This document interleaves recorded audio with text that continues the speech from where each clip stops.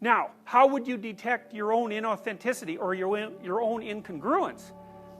Well, Rogers had this idea that he called subception, which was maybe something that you might regard as a sixth sense. It's sort of like propriocentric perception, and that's the perception that you have of your body as it's reacting and localized in time and space. And so it's sort of like touch, the feeling, but it's your sense of how you're reacting internally and where you are. And a lot of that is subserved by the autonomic nervous system, which is reporting to you about various states of being in your body. Rogers believed that you could use the information that's being provided to you from your body, sort of bottom up, to determine when you were being inauthentic or non-congruent. And I've thought about this for a long time and tried to sort it out in a practical manner, and what I've concluded is this. You can try this for a couple of weeks. It's an extremely interesting exercise. So you sort of have to detach yourself from your thoughts and what you say.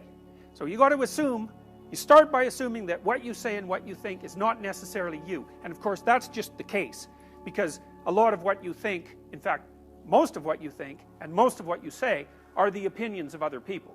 They're things you've read or things people have told you, and you know, that's a benefit in some ways because you get all those thoughts that other people have spent a long time formulating, but it's a disadvantage in that it's not exactly you. Okay, so you detach yourself from that.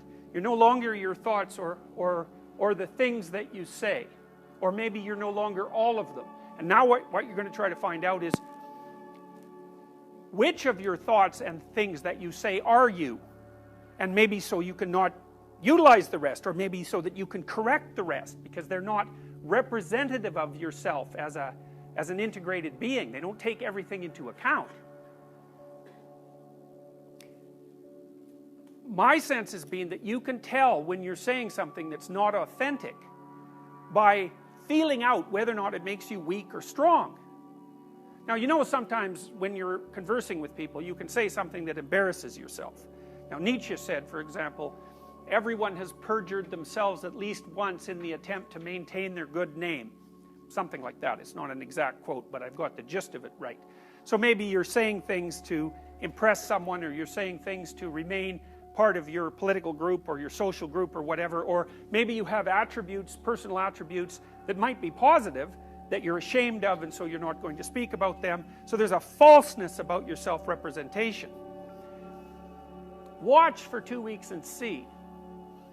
Make a rule that if you start to say something and it makes you feel weak, it's hard to describe exactly what that means. To me, what it means is that I can feel things coming apart sort of in my midsection, so I think it's an autonomic phenomena. And the subjective sense is of falsehood. It's like I've just stepped off the solid ground and onto something that doesn't support me well, and it feels like a self-betrayal. So that's existential inauthenticity. You can feel it right away. And then the rule is, shut up if that happens. Stop talking. And then feel around and see if you can find some words that you can say in that situation that don't produce that sensation. And it's like, you see this played out in different forms of drama. So there's a scene in The Lord of the Rings, for example, where I believe it's Gollum and Bilbo. It's The Lord of the Rings. It's Bilbo. It's The Lord of the Rings, not The Hobbit, because The Hobbit's Frodo, right? So it's Bilbo. Have I got it wrong? It's the other way around?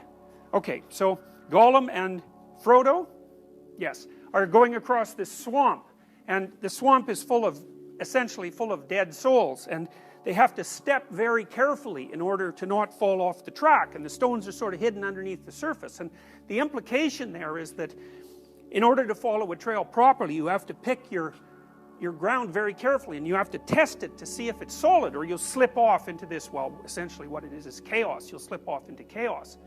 And that's a dramatic representation of what I'm suggesting to you. It's like all you have to do is notice, and you have to pay attention. And so to some degree what you're doing, in fact, is you're making your capacity to pay attention superordinate to your capacity to think and to speak. Because you might ask yourself, well, exactly what are you? Well, I said you can identify yourself with your intellect, and that's very, very common. It's sort of like the worst sin of intelligent people. But that isn't all you are. And there are lots of reasons for making the assumption that attention is a higher order function than intellect. Because attention is what teaches intellect. So if you pay very, very careful attention to what you say without having the automatic, without bringing the automatic assumption that what you say is you to bear on the conversation, and then also to feel like you have to defend it once you say it, you'll find very rapidly that very much of what you think and say has absolutely nothing to do with you. It's just, it's the dead souls that are in that little scene that I described to you, sort of manifesting themselves in your head. They're dead ideas that other people have created. And some of them might be applicable to you, you know. You might have the right to them, so to speak. But lots of them won't. And you're using the words as camouflage or self-defense or as an attempt to attain status in a status hierarchy or to make yourself look smarter than you are, or there's all sorts of reasons. Or to hide what you think from other people. I see this in undergraduate essays all the time. So, because the essays are full of cliches. And you know, it's not all that obvious why a cliche is a bad thing, but a cliche is a bad thing in the same way that being possessed by the dead is a bad thing. It's like a cliche isn't you. It's something else. It's like the crowd. It's like the other. It's not living. It has nothing to do with you. And part of the reason that students use cliches is because it's easier than using your own genuine creative formulation. So you can just default to cliche use, but there's something more insidious than that, is that if you write an essay that's nothing but a string of cliches and you get criticized, then you're not being criticized. What's being criticized is the cliches, and you can hide behind that, and the part of you that's wise but treacherous thinks, well, the criticism doesn't really apply to me because, you know, I didn't really say what I thought.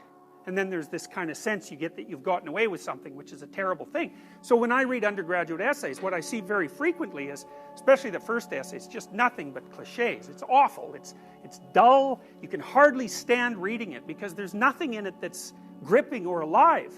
And then maybe the second essay, you can see there's a layer of cliche, and then now and then the person will be brave enough to poke up a thought of their own. It'll just sort of poke up somewhere maybe in 3 pages in. It's like this little green shoot that's barely alive, and the person is brave enough to pop it up in the hope that, you know, maybe it won't get walloped down with a sledgehammer.